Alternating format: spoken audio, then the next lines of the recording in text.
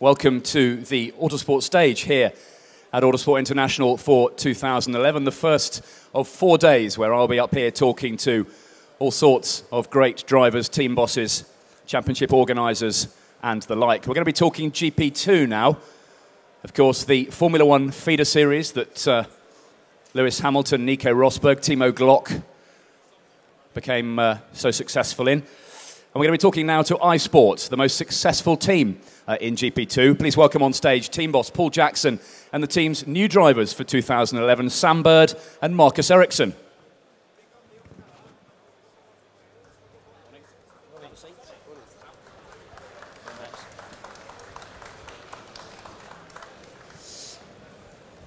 Gentlemen, welcome. Happy New Year to you. Paul, I'll start with you. GP2 moves into a new era in 2011, the third generation of the car. You're the most successful team in the category history. Where do you go from now? What do you expect from 2011?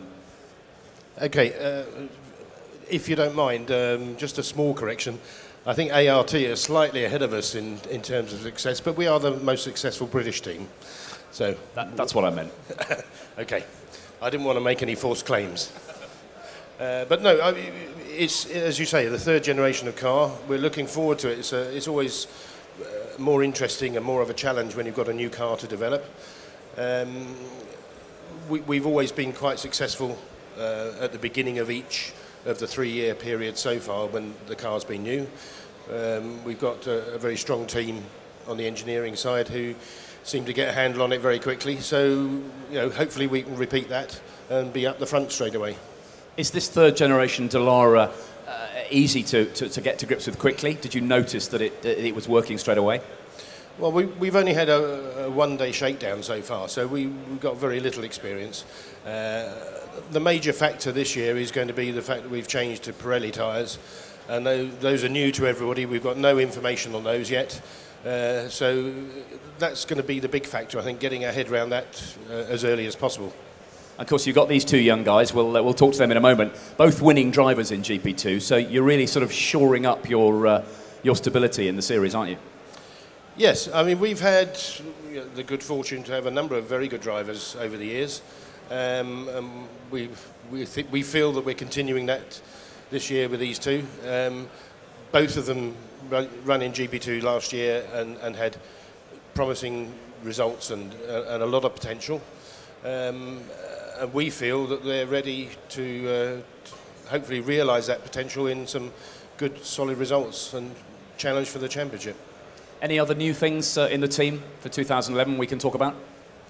No, the team's pretty much as it has been. 1 or 2 minor changes, but the core of the team, it remains the same. And we just continue with our philosophy of how we go about things. And I think with these two guys, we've got a very good chance of being up the front. Sam, good to see you again. Happy New Year to you. The switch to iSport for 2011, just talk us through your feelings behind that move. Firstly, Happy New Year to everybody that's made the trip to the Autosport show. With regards to my switch to iSport, I'm really, really excited. I think it's the right move, it's the right time. I'm in my 2nd year of GP2 and I got the feeling that they've got the engineering expertise to push me hard. I've got the teammate to push me hard as well, and I think we're ready for a title push now. And you made the breakthrough, of course, in 2010 with victory at Monza. Was that an important step for you? I think the whole year was an important step, really. I think that it was a very successful year. I had 5 podiums, 2 front rows, a pole position, 5 fastest laps, a win, and lots of overtaking. It was a great, great year, one that I'll never forget. But I need to go a few steps better this year, and I'm definitely with the right people. To be on the Formula One support calendar is very important as well. You are performing in the spotlight in Formula One, which of course is ultimately where you want to be. That's still very important, isn't it, for GP2? Absolutely. To be, you know, a couple of garages away from the big boys is extremely important. They do watch what we do on a regular basis. They're always picking up the timesheet, seeing who's quickest, who's won. So to be up there at the front of GP2 is extremely important to be able to fulfill your dream. Just quickly, I'd like to thank a couple of people to help me try and fulfill my dream. This year was quite difficult trying to find the backing. Fortunately, I found 2 people that were able to back me and have, you know, trusted in my my racing ability. And their names are Richard Mines and Tim Huxley, who I met in Macau when I was on the podium in Macau in the year before, and I think that they deserve a mention as well. Yeah, good stuff. Marcus, Happy New Year to you. Good to see you again. You, of course, also won in GP2 last year at Valencia. Why the switch to iSport? What do you think you can get out of this move? No, I think my first year was a tough year, but I learned a lot, and I had ups and downs. But I feel that iSport is the right team to go with for this year. I think they have a very successful history in GP2, and I've known them for quite long now. I've tested with them 3 years in a row, so it feels natural, and I really believe in iSport. I think I'm right in saying, Paul, the team's never finished outside the top 5 in the championship. The consistency is vital, isn't it, for drivers? Absolutely, yes. And you know, it's one of the things that we aim at.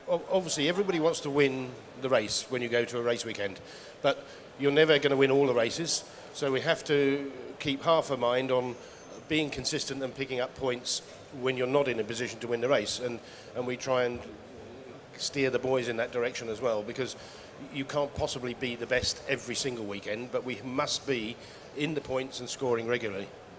Marcus, obviously, apart from Sam, who do you feel is going to be a rival for you this year? I think, as usual in GP2, it's going to be a lot of guys that's going to be strong. I'm sure that Barva will be strong with their lineup with Pick and Van der Gaard, and of course ART will always be up there, and I'm sure there will be plenty more good drivers who's going to be in the series. So it's going to be very tough, and you know, it's going to be a very tough year. And of course, you've experienced so many different cultures in racing. You raced in Japan, of course, winning over there. How different is the culture in Japan? And did it teach you a lot? Yeah, my year in Japan was very tough. I had to live there on my own, and I was only 18 years old at that time. So yeah, it was a very tough year, but I learned extremely much in that year, and I learned not only in the racing side, but also on the lifestyle. So I'm really happy that I've done that, but yeah, that's the past now, and I bring all the positives from that to make me a stronger driver. Paul, Sam was just saying a moment ago how difficult it is to find the money. It is incredibly expensive, isn't it? At that sort of level, you are just one step away from Formula One. The figures are huge. Yes and no. Obviously, for anybody to find the backing for GP2 is extremely difficult at the moment. However, the fact that it is just one step from Formula One, the cost of GP2 is a tiny fraction of Formula One. So it's all relative. But, yeah, I mean, obviously the current economic climate doesn't help everybody. It makes things more and more difficult. But we recognise that, and to that end we've now established a strong commercial department for the team who are actively out there every day pursuing new partners and sponsors for the team. Whilst that's fairly new in its setup, we hope that that's going to show some benefit later in the year and in future years. So our aim is that we actually do start to fund the team through our own resources and our own partners, and we're not asking the drivers to find a budget because it's extremely difficult for them. So we're in a kind of phase now where we're moving away from asking drivers to bring the funding to making sure that in the future the team will have the funding and they'll choose the drivers on their ability.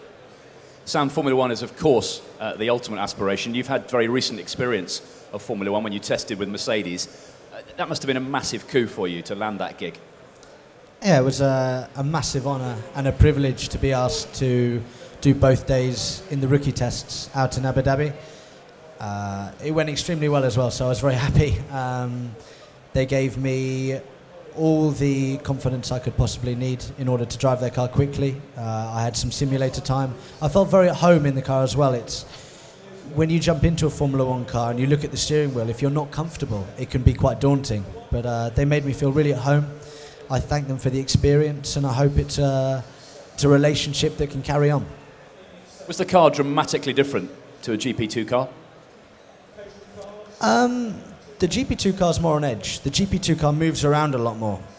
You really have to rag the GP2 car. The Formula 1 car is a lot more stable.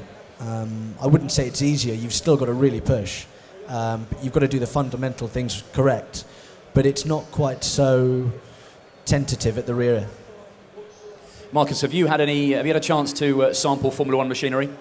Yeah, I had the chance to test in the end of 2009 with the Braun GP. So yeah, I've also tried, and I can agree with Sam there on the feeling of the car and everything. So for sure, it's GP2 is the closest you can get to a Formula 1 car, and that's the way to learn how to drive a Formula 1 car. But of course, it's always going to be different.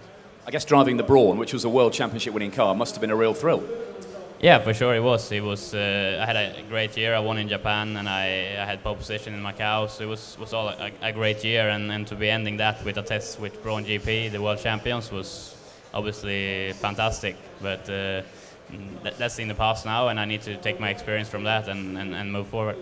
Final question, Paul. Testing obviously in the run-up to the first race in Abu Dhabi. How's it going to shape up? Well, as I say, I think the key is going to be the Pirelli tyres and getting our heads around that. We have had one day of running with the car. We've got quite a lot of good information about it. So I think we've got a fairly good plan and a direction in which to go. And we'll see. At the moment, it's a bit of an unknown quantity, but we're quite confident that we've got these two guys on board that are going to give us good feedback. Hopefully, we'll get the car sorted. Guys, we wish you well. Thank you for joining us. Have a very fast and very safe year. Paul Jackson, Sam Bird and Marcus Ericsson. Thanks, fellas.